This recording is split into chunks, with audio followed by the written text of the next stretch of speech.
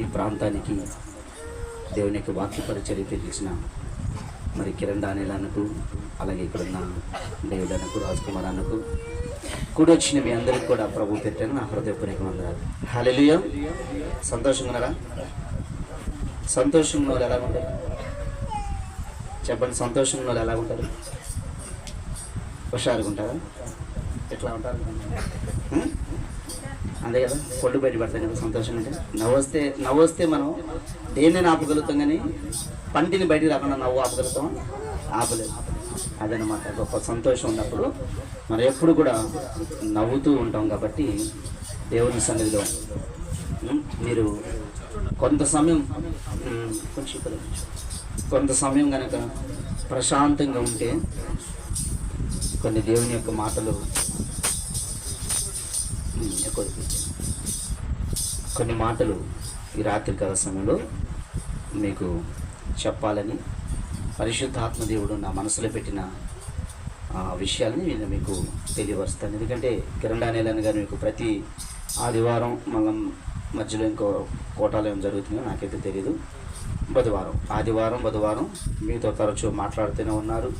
అప్పుడప్పుడు మరి డేవిడ్ అన్న లాంటి దైవజనులు వచ్చి కూడా మిమ్మల్ని వాక్యం ద్వారా బలపరుస్తూనే ఉన్నారు. అయితే ఈ రాత్రి నేను కూడా కొన్ని విషయాల్ని మనము దేవునితో ఎలాంటి సావాసం కలిగి ఉంటే సాధారణంగా మనం అందరం గమనిస్తూ ఉంటాం. చాలామంది కొంతమంది దేవుణ్ణి నమ్మిన వాళ్ళేమో ఒక స్థాయిలోకి వెళ్ళిపోతూ ఉంటారు, దీవించబడుతూ ఉంటారు. కొంతమంది మాత్రం దేవుణ్ణి నమ్ముకుంటారు, కానీ సరైన కారణం వాళ్ళలో సరైన ఆశీర్వాదం అనేది చూడలేకపోతూ ఉంటారు. కొంతమంది అక్కడే ఉంటారు. మన లోకంలో ఒక సామెత ఉంటుంది, ఎక్కడేసిన గొంగలే అక్కడే ఉంది, అసలు ఏం మారలేదు అబ్బాయి, మనం యేసుప్రభు నమ్మాం కానీ ఉపయోగం ఏం లేదు అని చెప్పుకునేవాడు కొంతమంది ఉంటారు. కొంతమంది చెప్తారు, ప్రభువుని నమ్మిన తర్వాత మా జీవితాన్ని దేవుడు ఉన్నతమైన స్థానంలోకి తీసుకొచ్చాడని చెప్పి మరి కొంతమంది చెప్తూ ఉంటారు. అయితే దేవుడు అన్యాయస్తుడు కాదు. దేవుడు ఏంటంటే దేవుడు యేసుక్రీస్తు ప్రభు అందరికీ ప్రభు అయి ఉన్నాడు అని ఆయన లేఖనాలు సెలవిస్తుంది. మరి దేవుడైతే అందరినీ ఒకే రీతిగా ప్రేమిస్తున్నాడు, కానీ దేవుని కృప మాత్రం కొంతమంది మీదకే వస్తుంది.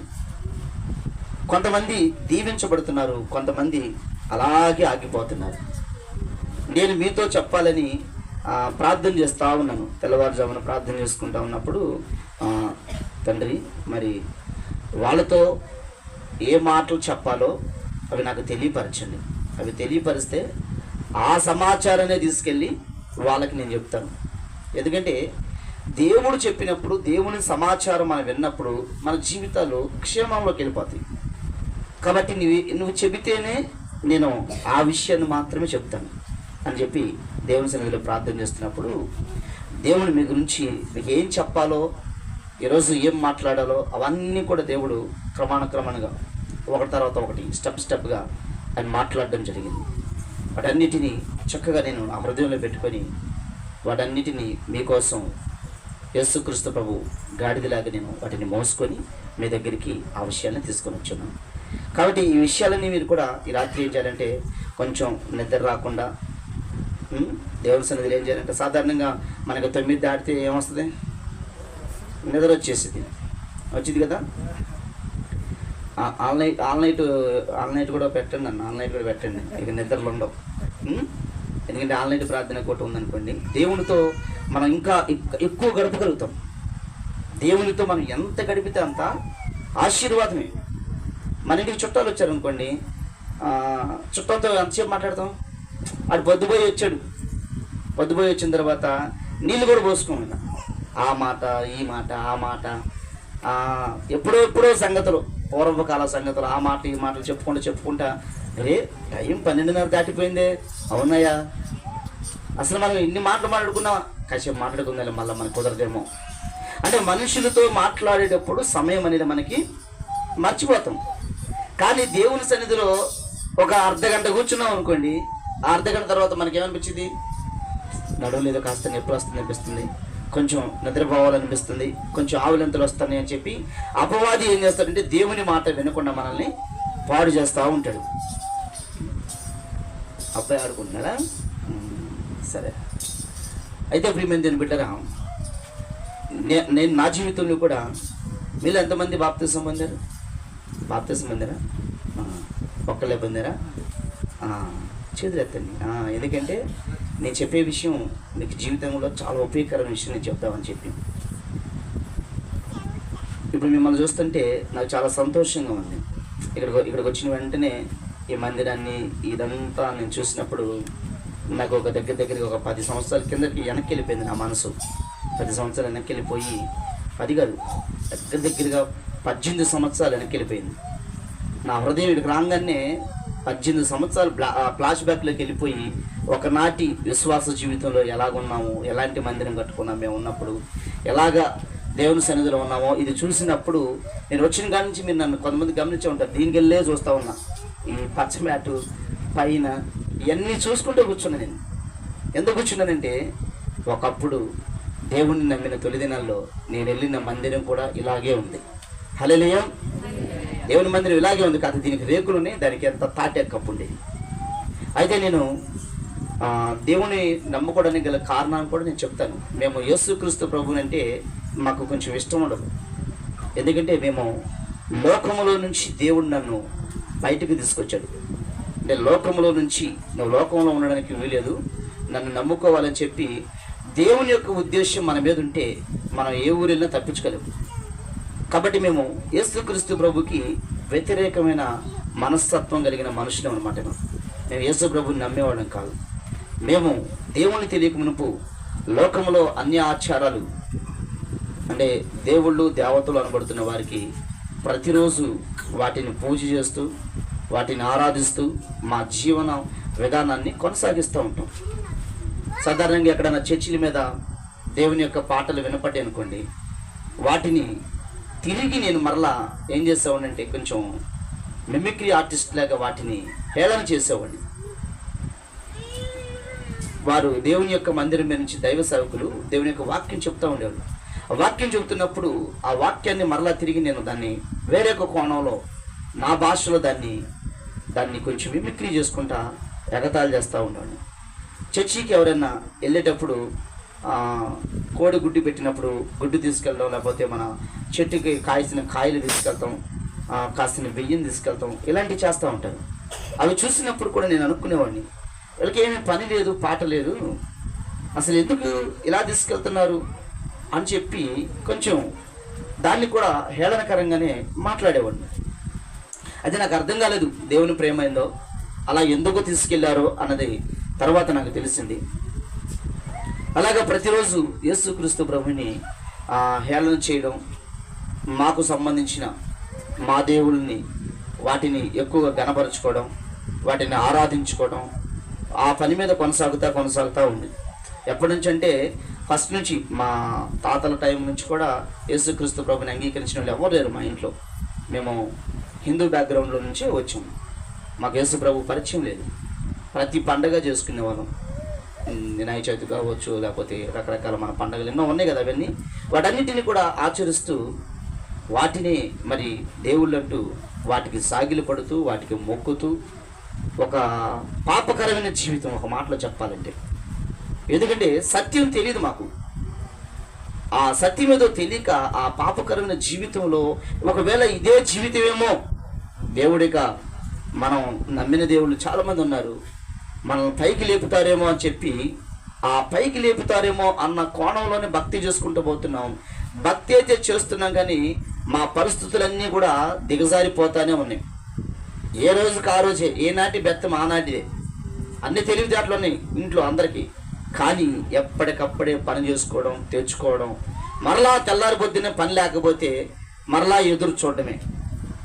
ఇలాంటి ఒక భ్రష్టత్వమైన జీవితాన్ని జీవిస్తూ ఉన్నాం. మా ఇంట్లో ఎవ్వరూ యేసుక్రీస్తు ప్రభుని అంగీకరించడం లేరు.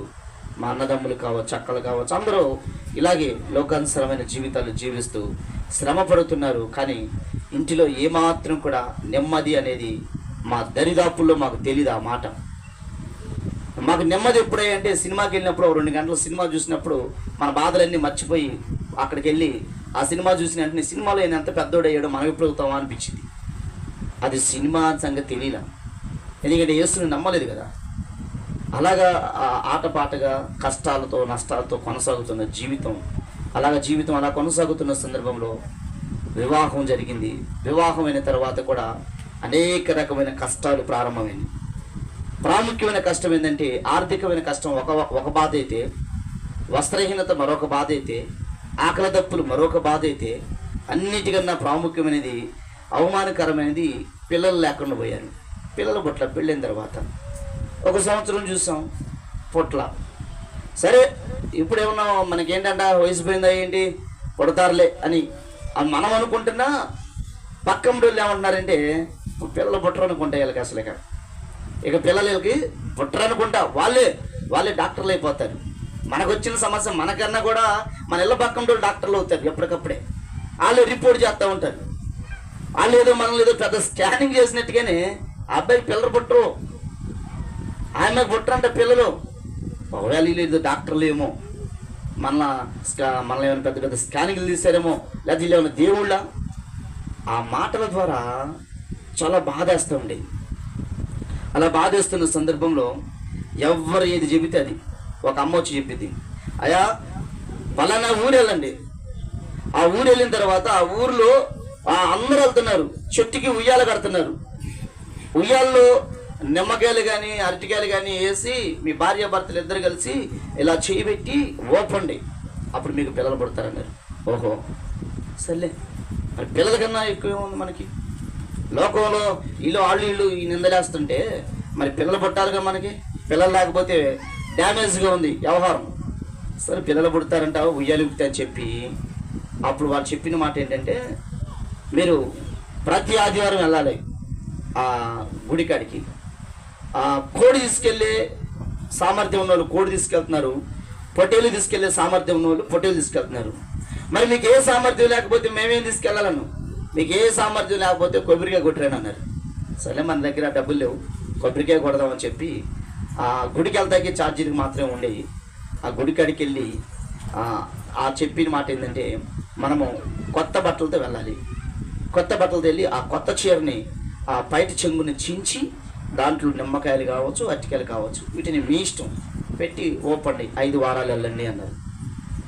ఎన్ని వారాలు? 5 వారాలు. అది మీరు గుర్తుపెట్టుకుంటున్నారు లేదని అడిగింది. దేవునికి స్తోత్రం.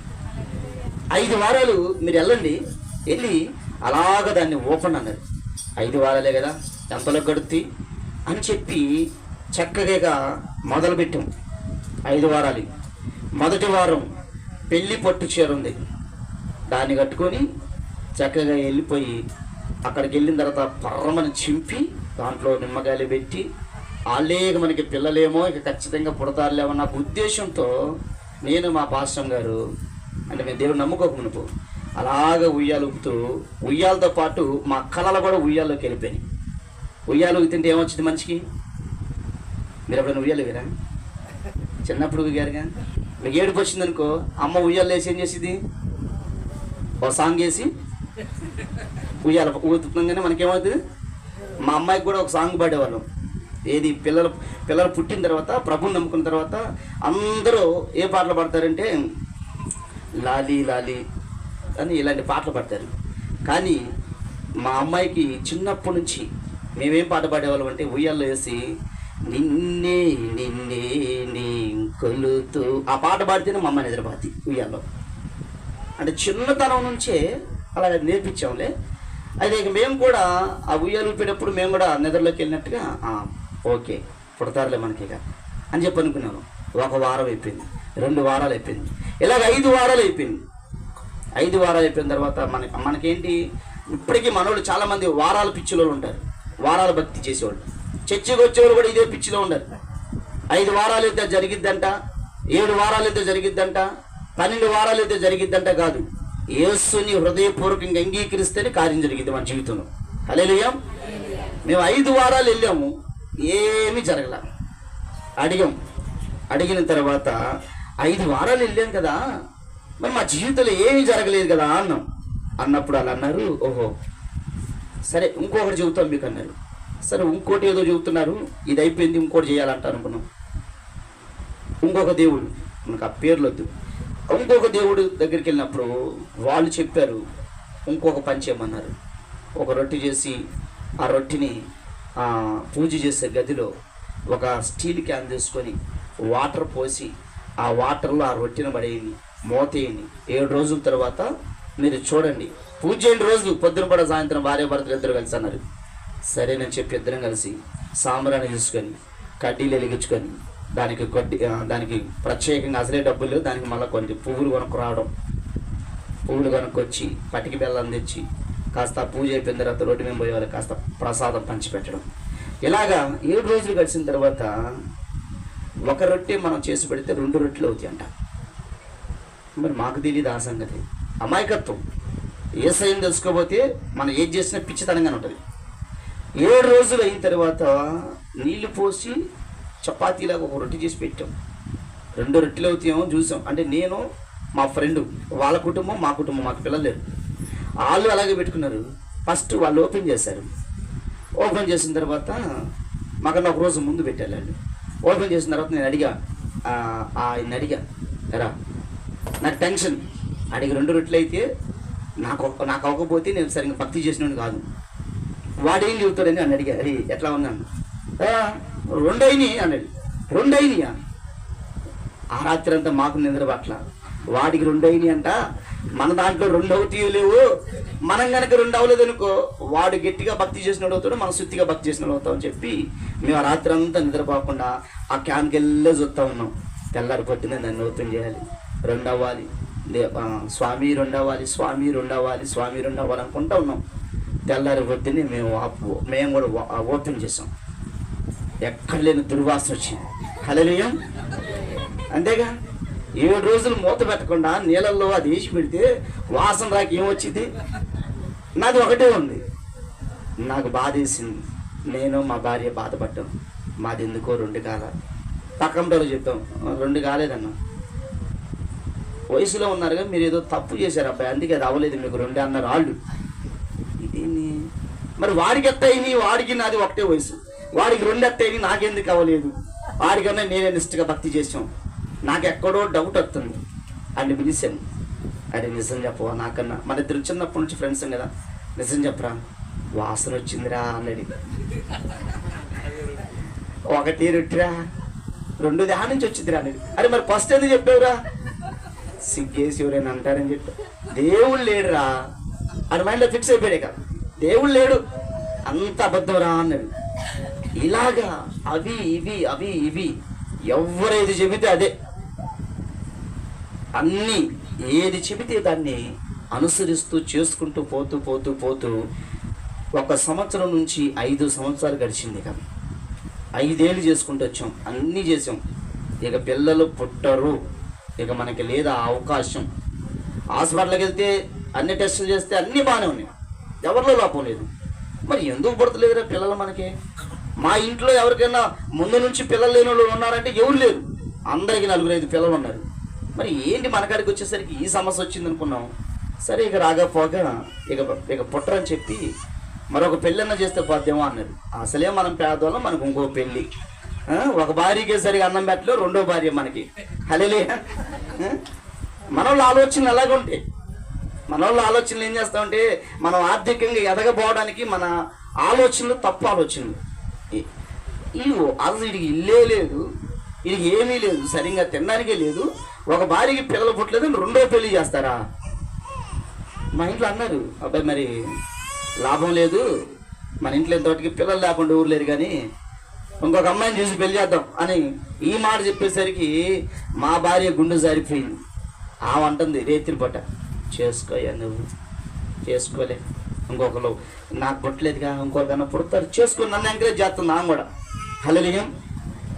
పిచ్చిదానా, ఎవరిని చేసుకోను, నువ్వేం బాధపడద్దు, నాకు అసలు ఆ ఉద్దేశం లేదు, అసలు మనకి పిల్లలు లేకపోయినా పర్లేదు, ఏం కాదు అని ఆమె కాస్త ధైర్యపరుస్తున్నా. నేను ఇలా ధైర్యపరుచుకుంటూ చక్కగా రోజువారీ పనికెళ్తా ఉంటే పని దగ్గర ఒక స్నేహితుడు నాతో చెప్పాడు, మరి నువ్వు ఎందుకు ఇలాగా పిల్లలు లేకుండా బాధపడుతున్నావు అన్నాడు. ఏమో బ్రదర్, మరి నాకేమో అర్థం కావట్లేదు అన్నాడు. సరే నేను నీకు మాట చెప్తాను, నా మాట వింటావా అన్నాడు. చెప్పు, నువ్వు నాకు మంచిగా చెబుతావు కదా, చెడేం కాదు కదా అన్నాను. చర్చికి వెళ్ళు అన్నాడు. ఏం చెప్పావు నువ్వు అన్నా. చర్చికి వెళ్ళు అన్నాడు. వద్దొద్దు, నేను చర్చికి వెళ్ళను అన్నాను. ఎందుకు అన్నాడు. అంటే యేసుక్రీస్తు ప్రభువారు, అంటే ఇప్పుడు ప్రభువారు అంటున్నాను, అప్పుడు అట్ట అనలేదులే. మన దేవుడు కాదే ఆయన, ఆయన పరాయి దేశస్తుడు. ఆయన మనకు కాదు దేవుడు, ఆయన తెల్లోళ్ళ దేవుడు. మనకి చాలామంది దేవుళ్ళు ఉన్నారన్నారు.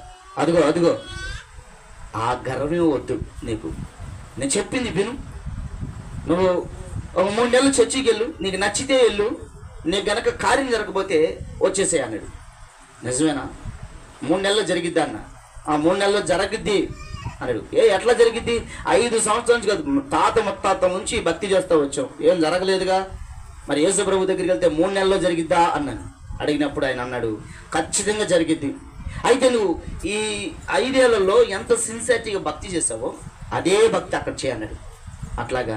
అలాగైతే నేను వెళ్తాను, వెళ్ళి యథార్థంగా భక్తి చేస్తాను, నమ్మకంగా నేను నమ్ముతాను అన్నాను. సరే వెళ్ళన్నాడు.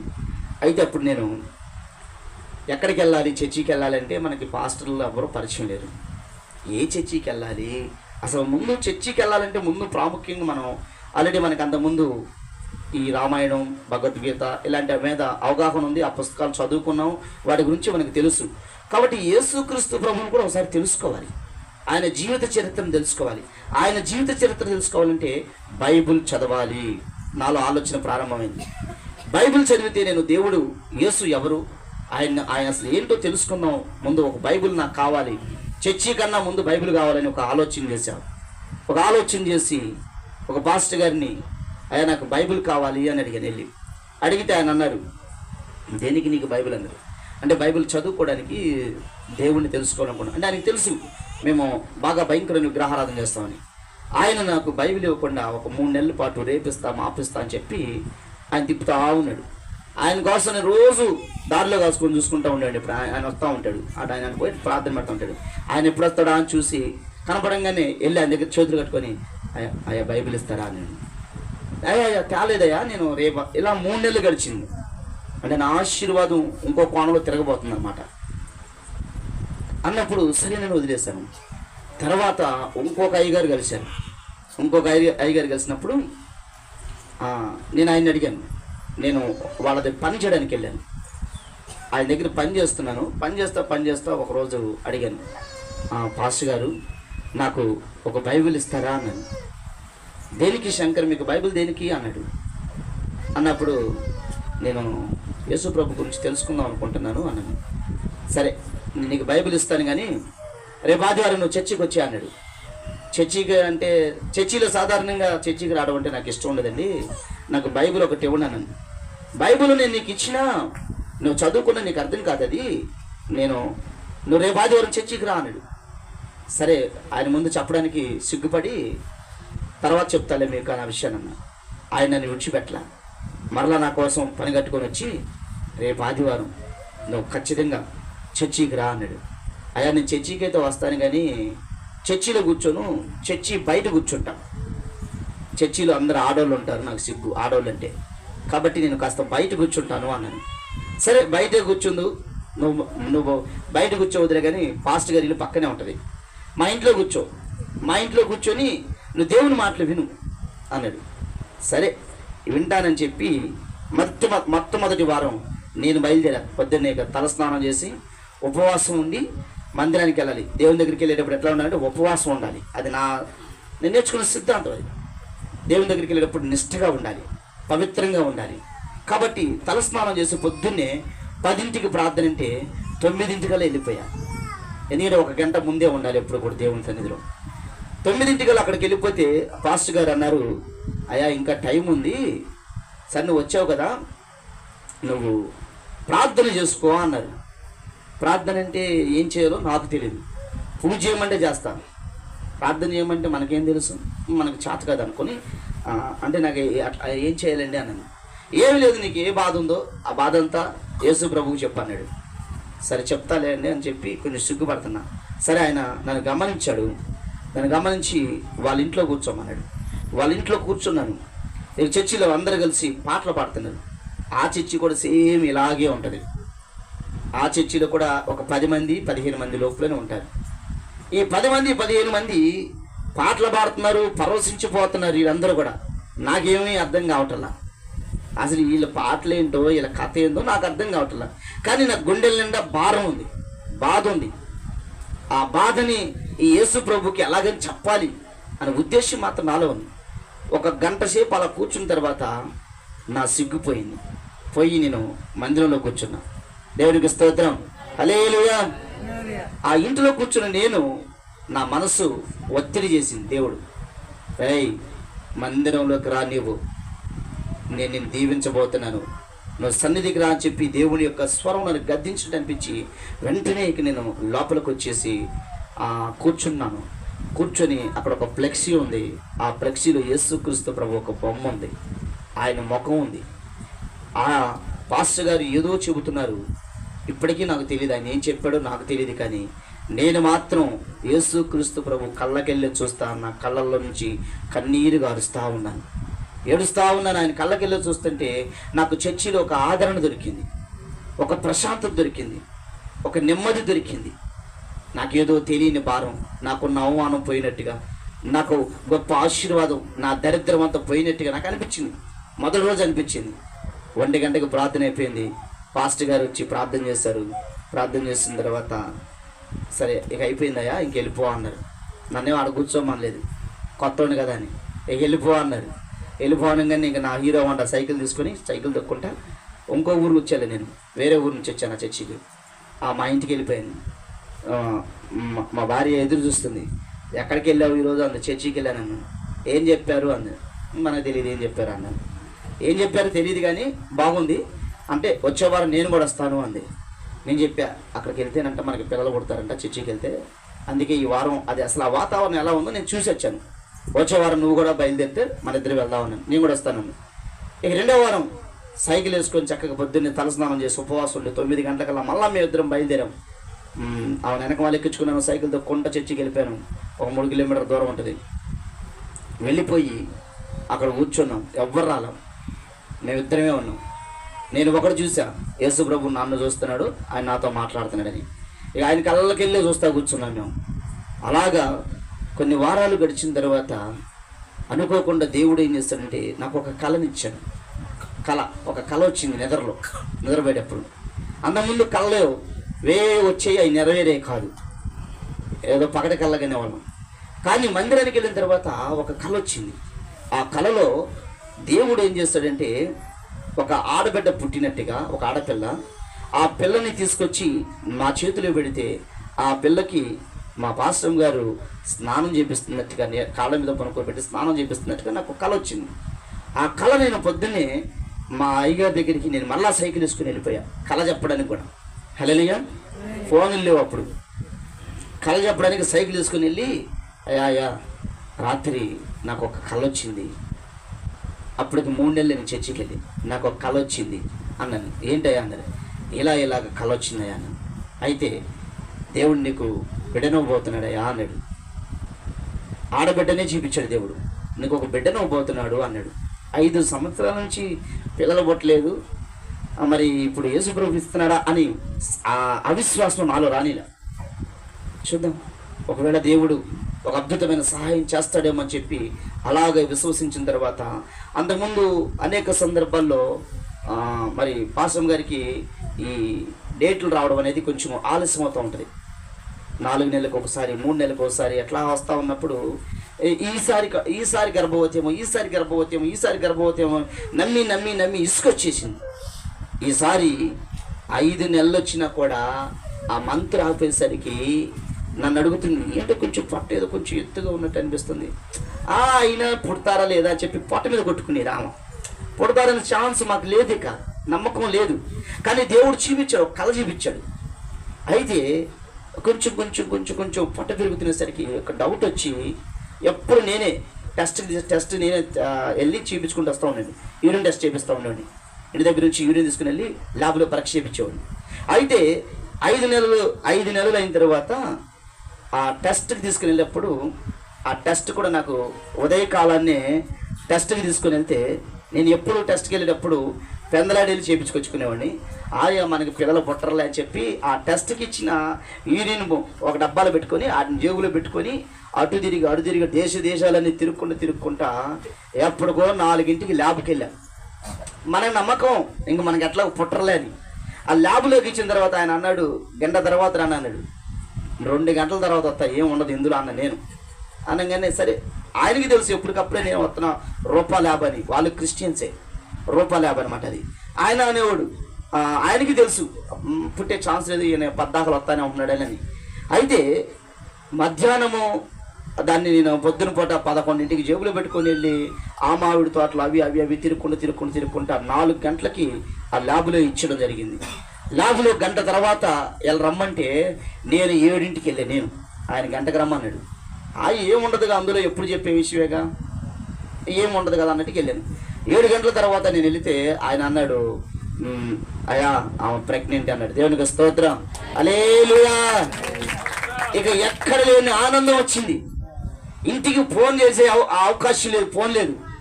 ఇక వెంటనే స్వీట్లు కొనుక్కొని చర్చి కాడికి వెళ్ళిపోయాను. పాస్టర్ గారిని కలిశాను. అయ్యా ఇదిగో మా జీవితంలో ఒక అద్భుతమైన కార్యాన్ని దేవుడు చేస్తాడని చెప్పి ఆయనకి స్వీట్లు పంచి ఇంటికి వెళ్ళిపోయిన తర్వాత మా భార్యకి స్వీట్లు ఇచ్చిన తర్వాత మా బంధువులకి స్నేహితులకి అందరూ ఆ శుభవార్తని చూసి అందరూ కూడా యేసుక్రీస్తు ప్రభు నిజమైన దేవుడు అని అన్నారు. దేవునికి స్తోత్రం, హల్లెలూయా.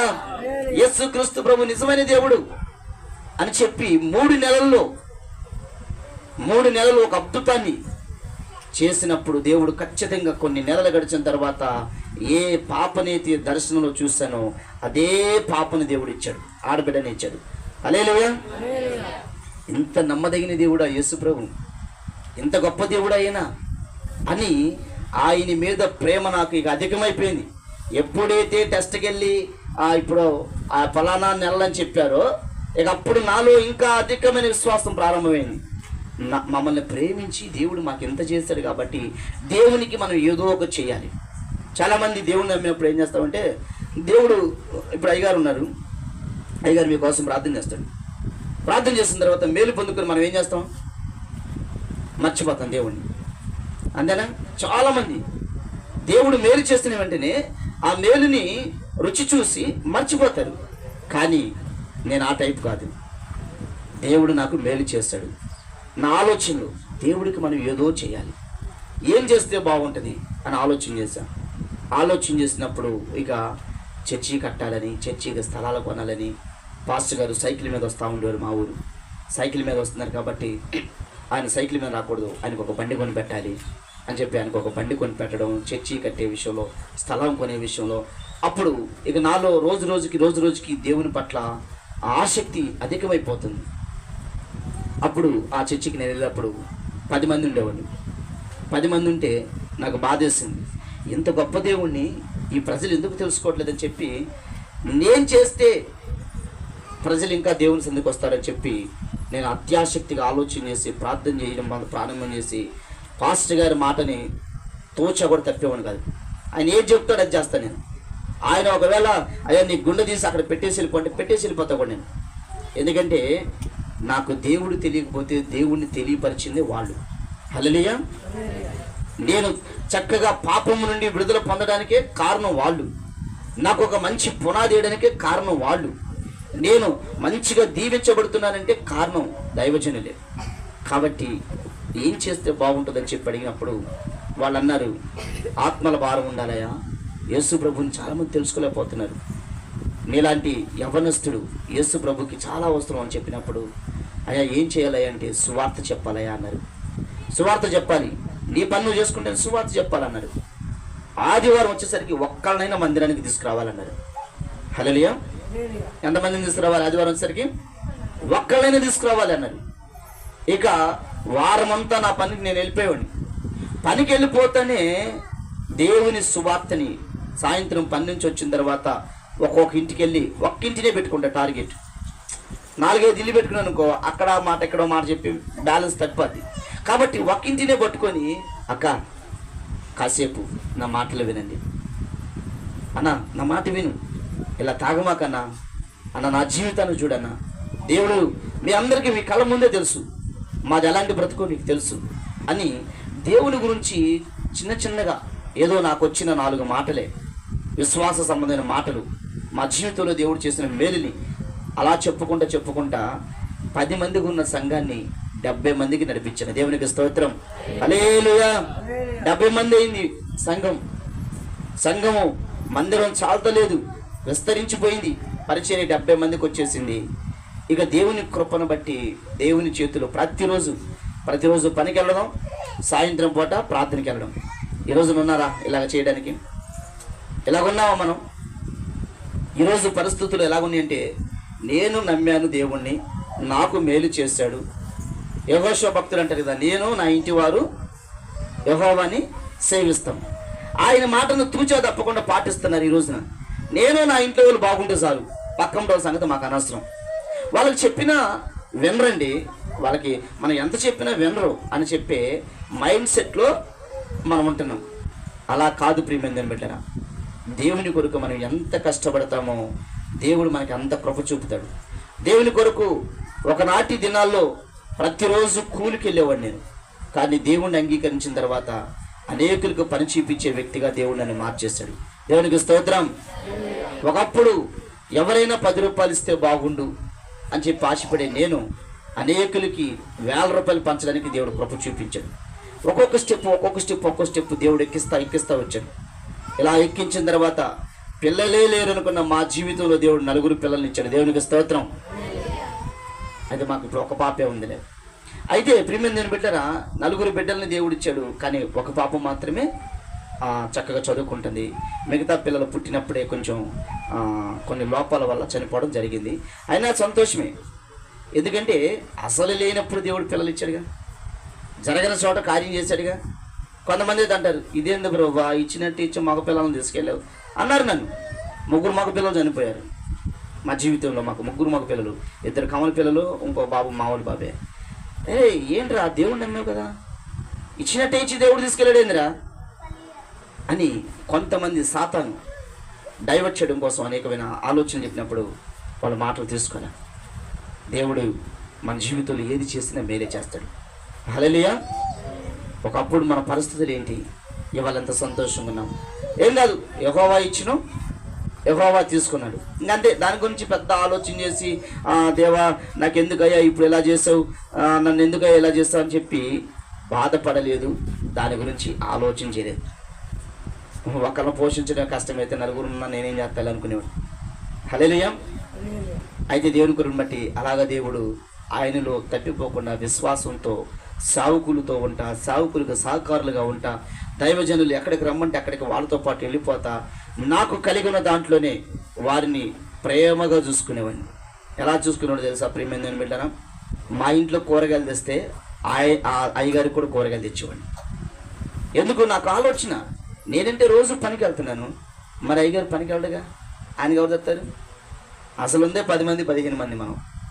మరి ఆయన కూడా దేవుని నమ్ముకోనే కదా, ఆయన ఉద్యోగం కావచ్చు, ఆయన పని కావచ్చు, ఆయన పనులన్నీ వదిలిపెట్టేసి వచ్చాడు కదా. మరి ఆయన ఎవరు చూసుకుంటారు? నేను చూసుకోవాలి అని చెప్పి ఒక భారం కలిగి నేను చికెన్ తెచ్చుకున్నా, కూరగాయలు తెచ్చినా, ఏది చేసినా. క్రిస్మస్ వచ్చే టైంలో దైవజనుడికి బట్టలు కొనిపెట్టి నేను ఆయన తీసేసిన పాత బట్టలు ఆయన అడిగి తీసుకున్నాను. అయ్యా మీ పాత బట్టలు ఉంటే నాకు ఇవ్వండి, నేను వేసుకుంటానేవాడు. ఎందుకు అనేవాడు అంటే, మీరు కొత్త బట్టలు వేసుకోవాలయ్యా, నేను పాత బట్టలు వేసుకుంటాను అని చెప్పి ఆయన దగ్గర పాత బట్టలు తీసుకొని వాటిని మిషన్ దగ్గరికి తీసుకెళ్ళి సైజ్ చేయించుకొని నేను వాటిని వేసుకొని నాకు కలిగి ఉన్న దాంట్లో రోజుకి 20 రూపాయల డబ్బులు దాచిపెట్టి దైవజనునికి బట్టలు కొని పెట్టేవాడిని. నేను మాత్రం ఆయన తీసేసిన బట్టలు వేసుకునేవాడిని. ఎందుకు వేసుకునేవాడిని అంటే, ఆయనలో ఉన్న అభిషేకం నా మీదకి వచ్చిందని. దేవునికి స్తోత్రం. ఆయనలో ఉన్న అభిషేకం నా మీదకి వచ్చి నేను కూడా చక్కగా దేవునికి ఒక ఉపయోగకరమైన పాత్రగా మారతానేమో అని. సేవ చేయాలని కాదు, సావుకున్న అవ్వాలని ఎప్పుడు నాలో లేదు. నేను ఒక నమ్మకమైన పనివాడిగా ఉంటే చాలు. ఒక సేవకుడి కింద నేను ఒక మంచి పరిచారకుడిగా బతికి చాలు. నేను ఎప్పుడు మా పాస్టర్ గారితో చెప్తా ఉన్నాను, అయ్యా నేను మీతోనే ఉంటా, చచ్చిపోయినా మీతోనే ఉంటా, నాకు ఏమొద్దు, నాకు కొంచెం అన్నం పెట్టండి, నాకు నా కుటుంబానికి, నేను ఎక్కడికైనా వచ్చేస్తానని చెప్పేవాడిని. పని చేసుకునే సామర్థ్యం ఉంది. ప్రతిరోజు పనికి వెళ్తే నాకు 3000 రూపాయల ఆదాయం ఉంది. కానీ దేవుని నిమిత్తం నాకు ఆ వద్దనుకున్నాను. అలా వద్దనుకొని దేవుని సన్నిధిలో చక్కగా ఆ దైవజనుకు సహకారిగా ఉంటుంటే దేవుని కృపను బట్టి ఒకానొక రోజు నాకు ఒక పిలుపు వచ్చింది. ఆ పిలుపు ఏంటంటే, నువ్వు సమస్తాన్ని విడిచిపెట్టి నన్ను వెంబడించు, నువ్వు నా పని చేయాలి, నువ్వు నాతో వచ్చి అని చెప్పి దేవుడు పిలిచినప్పుడు అప్పటికీ నాకు 6 లక్షల రూపాయల అప్పులు ఉన్నాయి. దేవుడు ఏమో సావుకు పిలుస్తున్నాడు, 6 లక్షల రూపాయల అప్పు ఉంది. రోజు వారాలలో గోల, చీటీలలో గోల, చుట్టుపక్కల బట్టి డబ్బులు ఇచ్చిన అమ్మలలో గోల, కదల్లేని మెదల్లేని బ్రతకాలో చావాలో తెలియదు. చచ్చిపోతే యేసు ప్రభుకు అవమానం, బ్రతికున్నామంటే ఈ మనుషులు బతకనేటిలా. ఏం చేయాలి తెలియని పరిస్థితి. 10 రూపాయలు పెట్టి పిల్లకి కనీసం కొనిపెట్టలేని దౌర్భాగ్య స్థితి. దేవుని నమ్మాం. ఒకప్పుడు దేవుని నమ్ముకున్న తొలి దినాల్లో హ్యాపీ, అంత సమృద్ధి, చేతి నిండా ఉన్న అన్నీ ఉన్నాయి, అనేకులకి పెట్టేటట్టుగానే ఉన్నా. కానీ దినాలు గడిచే కొద్దికి నా స్థితిగతులన్నీ మారిపోయి కృంగిపోతున్నాను. రాత్రులు ఒంటరినైపోయి ఏడుస్తున్నాను. నిద్ర లేదు, ఇక మనకి నిద్ర లేదు. రాత్రి 12 తర్వాత ఇంటికి వచ్చేవాడిని. ఎందుకంటే అప్పులోళ్ళు అప్పుడైతే రారేమో అని. 6 లక్షల రూపాయలు అప్పు ఉంది కదా, నా కోసం కాపులు వేసేవాళ్ళు. ఈరోజు రావాలి, ఈయన పట్టుకోవాలి, ఈ వ్యవహారం తేలాలనేవాళ్ళు. నేనేం చేసేవాడిని అంటే 12 వరకు ఇంటికి వచ్చేవాడిని కాదు. తెల్లవారుజాము 4 గంటలకల్లా బయటికి వెళ్ళిపోయేవాడిని. 12 తర్వాత ఇంటికి వచ్చేవాడిని. కానీ అప్పుడు కూడా నా కోసం కాపు కాసుకొని వచ్చి నుంచొని 2 దాకా నన్ను వాదనలు చేసేవాడు. లోకంలో ఉన్న వ్యక్తి అనుకోండి, ఏం చెప్తాడు? రేపిస్తాలే పో అంటాడు. రేపిస్తా పో అంటే ఇతను ఏం చేస్తాడు? రేపిస్తాడుగా, అడిగిపోతాలే అని వస్తాడు. కానీ నేను అలా చెప్పను. నేను దేవుణ్ణి నమ్మా. అవునంటే అవును, కాదంటే కాదు. నేను ఒకటే చెప్తా, బ్రదర్ నాకు కొంచెం టైం కావాలి, ఇప్పుడు డబ్బులు లేవనండి. డబ్బులు లేవా? చాతగానుడి డబ్బులు ఎందుకు తీసుకున్నావా అని చెప్పి నోటుకొచ్చినట్లుగా దుర్భాషలు, లోకాసరణ మాటలు. ఇంకొక రకంగా చెప్పాలంటే భార్యని ఎక్కడైనా పొనుకోబెట్టిన డబ్బులు ఇప్పించని కూడా అడిగారు నన్ను. అంత దౌర్భాగ్యమైన పరిస్థితుల్లో భయంకరమైన మాటలు ఎన్నో మాట్లాడుతున్నప్పుడు దేవుణ్ణి అడిగేవాడిని, ట్రైన్ కింద పడి చచ్చిపోతే బాధ్యమో, నాదు కాలువలు వస్తుంటే కాలువలో దూకి చచ్చిపోతే బాగుండదు. మా భార్య కూడా, పాస్టర్ గారు కూడా అనేక సందర్భాల్లో చచ్చిపోవాలనుకుంది. కానీ దేవుని ప్రేమ నువ్వు చావడానికి వీలేదు. అనేక సందర్భాల్లో పురుగుల మందు తాగి చచ్చిపోతే బాధ్యమో. ఈ అప్పులు మనం తీర్చలేము, చాయిస్ లేదు మనకి. కానీ ప్రభు ఏమో పిలుస్తున్నాడు, ఈ బాధలు ఎలాగ తీరతే ప్రభువా అని చెప్పి చాలా బాధపడుతూ ఉన్నప్పుడు అనేక సందర్భాల్లో దేవుడు మాట్లాడుతున్నాడు, ఇదిగో నీ దుఃఖ దినాలు సమాప్తి కాబోతుంది, నువ్వు ధైర్యంగా ఉండు, భయపడద్దు. యాకోబు, నేను నిన్ను పేరు పెట్టి పిలిచినాను, నా సొత్తు, ధైర్యంగా ఉండు అని చెప్పి ఆ వచనాలతో దేవుడు అనేక సందర్భాల్లో మాట్లాడుతూ ఉంటే, నా పక్కన ఉన్న వాళ్ళకి చెప్తూ ఉంటే నాదొక కథలాగా అనిపించేది. వాళ్ళకి నాదొక కథలాగా అనిపించి, నేను చెబుతుంటే అదొక స్టోరీ అనిపించి నవ్వుకునేవాళ్ళు. మీరు నమ్మండి నమ్మపోండి ప్రియమైన బిడ్డలారా, నా బట్టలు చినిగిపోయి ఉంటాయి. ఎక్కడన్నా కూర్చోవాలంటే, చర్చిలో కూర్చోవాలంటే బైబిల్ అడ్డం పెట్టుకుని కూర్చునేవాడిని. ప్యాంట్ అంతా చినిగిపోయి ఉండేది, బట్టలు దీనంగా ఉండేవి, కూర్చోలేని ఆడాళ్ళ మధ్య కూర్చోడానికి కూడా ఇబ్బందికరంగా ఉండేది. అలాంటి పరిస్థితుల్లో బట్టలు చినిగిపోయిన వాటిని కుట్టుకొని వాటిని వేసుకుంటా, పని చేసుకుంటా ప్రభువుని విడిచిపెట్టలేదు. ప్రభు ఏదో ఒక రోజు ఒక కార్యం చేస్తాడు, ఏదో ఒక రోజు నిన్ను లేపుతాడు దేవుడు అని చెప్పి విశ్వాసాన్ని, నిరీక్షణని సిగ్గుపరచకుండా దేవుని సన్నిధిలో రాగ భక్తి చేసుకుంటా ఇంకా అనేకమైన శ్రమలు పడుతూనే ఉన్నాం. పడుతూ ఉన్నప్పుడు దేవుడు ఒకరోజు సడన్గా చెప్పాడు, పలానా ప్రాంతానికి నువ్వు సేవకి వెళ్ళిపో అన్నాడు. శుక్రవారం రాత్రి నాతో దేవుడు మాట్లాడాడు, పలానా ప్రాంతానికి నువ్వు పరిచర్యకి వెళ్ళిపో అన్నాడు. వెళ్ళిపోమన్నప్పుడు ఒక దైవజనుడికి చెప్పాను, ఇట్లా దేవుడు నాతో ఒక మాట మాట్లాడాడు అన్నప్పుడు, సరే దేవుడు చెప్పాడు కదా నువ్వు వెళ్ళిపో అన్నారు. వెళ్ళడానికి డబ్బులు ఎక్కడే? ప్రయాణం చేయడానికి డబ్బులు కావాలి, 200 రూపాయలు కావాలి. హల్లెలూయా. మా ఊరు నుంచి ఎక్కడో గుంటూరు జిల్లా నుంచి ఈ ప్రాంతానికి రావాలి, 200 రూపాయలు కావాలి. మా భార్యని అడిగాను, దేవుడు చెప్పాడు వెళ్ళిపోదామా అన్న.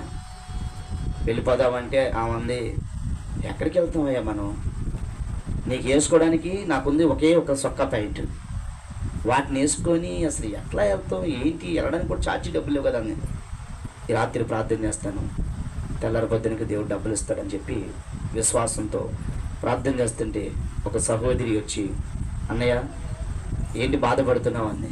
నాతో దేవుడు ఇలా మాట్లాడాడు చెల్లి, ఇట్లా అనుకున్నా. అన్న నా దగ్గర 200 నువ్వు తీసుకున్నా అంది. వెంటనే అన్నాను, ఆ దేవుడు ద్వారా తెలిసాడు ఇది దేవుని ప్రణాళిక, ఇక మనం వెళ్ళిపోదామని. వెంటనే ఇక మాకప్పుడు ఏమి బ్యాగు ఇలాంటివి కూడా ఏమి లేవు. ఒక సంచి పక్కమటో నడుక్కొని ఆ సంచిలో ఒంటి మీద ఒక ప్యాంటు సొక్క, ఇంకొక ప్యాంటు సొక్క, అవి చినిగిపోయినాయి. ఇవి మాత్రం ప్రయాణానికి ఒక బట్టలో, చినిగిపోయిన బట్టలో దాంట్లో అనమాట. ఆ పెట్టుకొని అది ఒక మూటలాగా ఉంటుంది. ఆ మూటను పెట్టుకొని మా పాపకు 3 సంవత్సరాలు వయసు అప్పుడప్పుడు చిన్న బిడ్డను తీసుకొని ఇక బయలుదేరాను సేవకి. బయలుదేరుతూ ఆ ట్రైన్లో వస్తున్నప్పుడు తెలియని బాధ. ఆ తెలియని బాధలో నాకు అనిపించేది, ఒక పాట పాడుకుంటా ఉన్నాను. నా విశ్వాస ఓడయాత్ర కొనసాగుచున్నది, నా విశ్వాస ఓడయాత్ర కొనసాగుచున్నది, కొనసాగించే యేసు నాకు తోడుండగా, కొనసాగించే యేసు నాకు తోడుండగా, తుఫానులైనా పెనుగాలులైనా ఆపలేవు నా యాత్రను, తుఫానులైనా పెనుగాలులైనా ఆపలేవు నా యాత్రను. హల్లెలూయా. పాట మనసులో పాడుకుంటా ఏడ్చుకుంటా, ఎన్నో పాటలు అలా పాడుకుంటా తెలియని ప్రాంతానికి వచ్చి సేవ చేయడానికి ఏమాత్రం అవకాశం లేకపోయినా ఏదో దేవుడు చెప్పాడు, ఆయన నడిపిస్తున్నాడు.